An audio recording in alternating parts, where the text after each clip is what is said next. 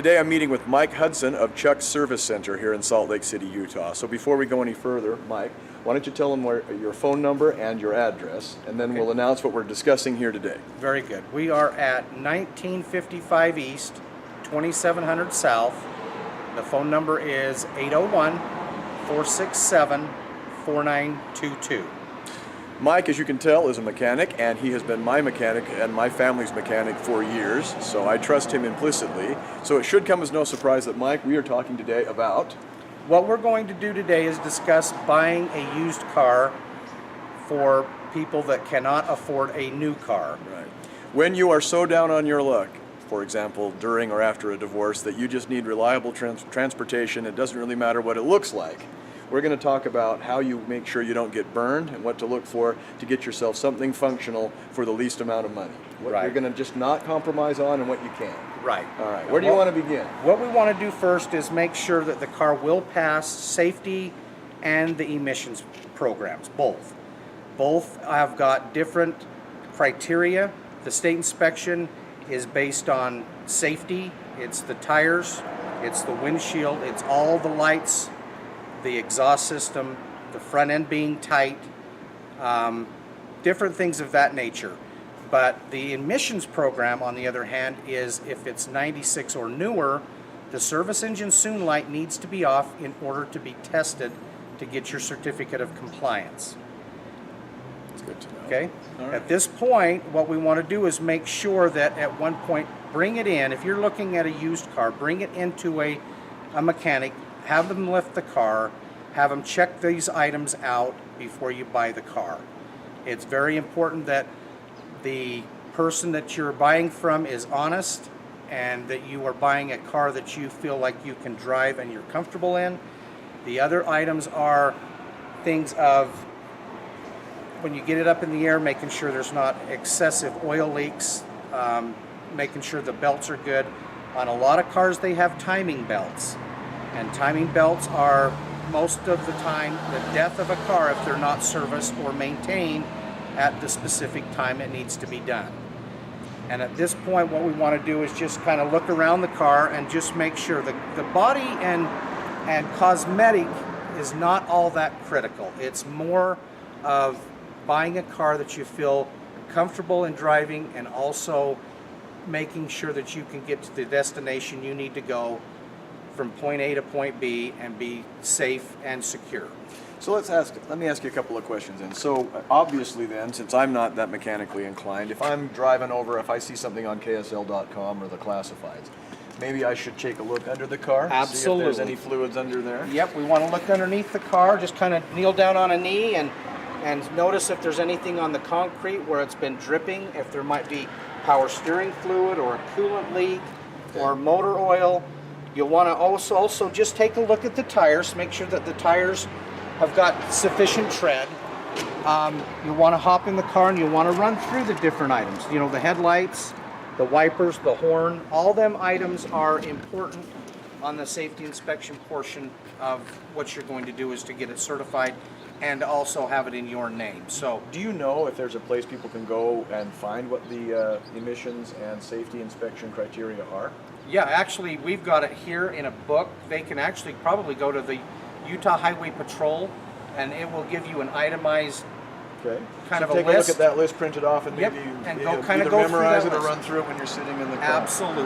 Anything else that people can do when they're looking at a car, if they just pop the hood quickly to see if there's any red flags there? The big thing is making sure. Another big thing is the when you buy a car, you don't want to have, in my opinion, you don't want to have a car that has a salvaged title.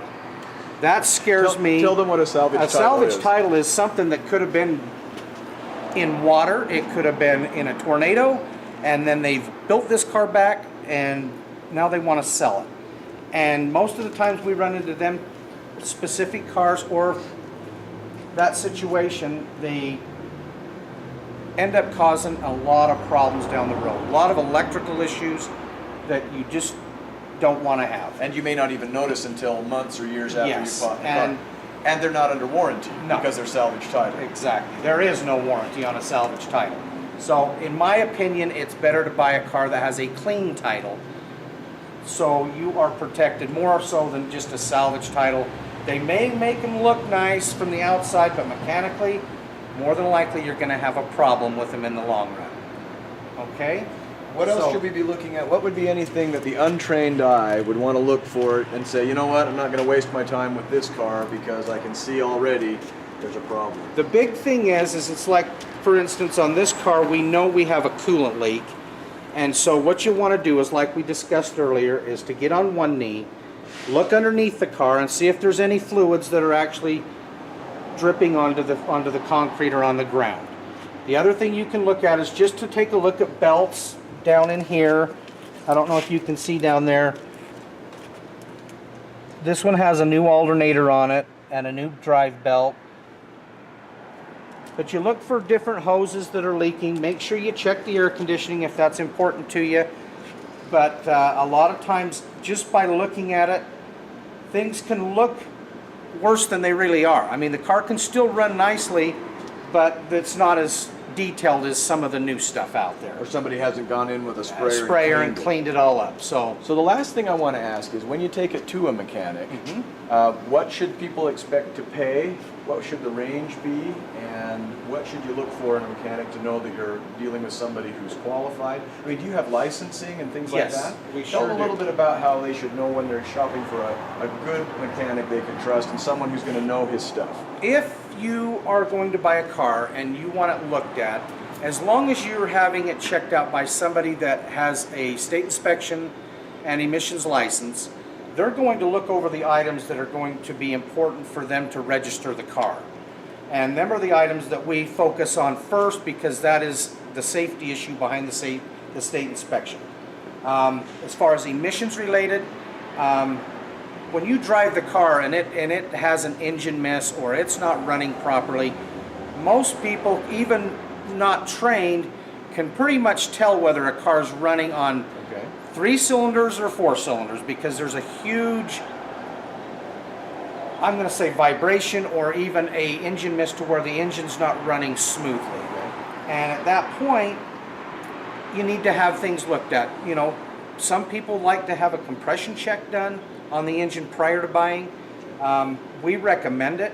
If you're going to keep the car for any certain amount of time, it's nice to know what type of compression you've got in your engine. Also, it's just wise to hook the scanner to it and plug into it and make sure that somebody hasn't disconnected the battery and then put the battery cable back on, and now the service engine light's off and it looks all good, but it's not. So it's important that that's done as well. What should people expect to pay? I would say realistically it takes about a half an hour. Okay. If it goes into more, like on a V8 engine and you have to remove the spark plugs to do a compression check, figure about an hour to an hour and a half of labor, which can equal right around $100. All right. So if you're not willing to spend $100, then you might as well just take your chances and buy whatever you want. Yeah, and you can also look, I mean, the $100 is on the high end because of the compression check. If you're just going to do it normally like what we do, we bring it in and we lift it up in the air, we look underneath it, make sure everything is tight, and that's usually about $30 roughly. It's not too much. It's about a half an hour labor. Okay. So it takes about that much time to look it over and feel confident that you're going to be something excellent. That's going to be mechanically sound. Yes. Last question then. So if I'm in the market for a car and I think I've found something that's going to be a good buy, do I call up and schedule an appointment? Yeah, absolutely. That'd be the best way, or can I just drive in and just ask you to take a look at it right on the spot? The big thing is making sure that we can lift it up in the air. And if I have the lifts full, I can't do it right then, but I will make an appointment or have you reschedule and bring it in at that point. Okay. That would be great. If you'd be so kind, take a look right in the camera there, and then once again, give them your name, your business, and contact information. My name is Mike Hudson. We own Chuck's Service Center. It's on 1955 East, 2700 South. The phone number is 801-467-4922. Thank you.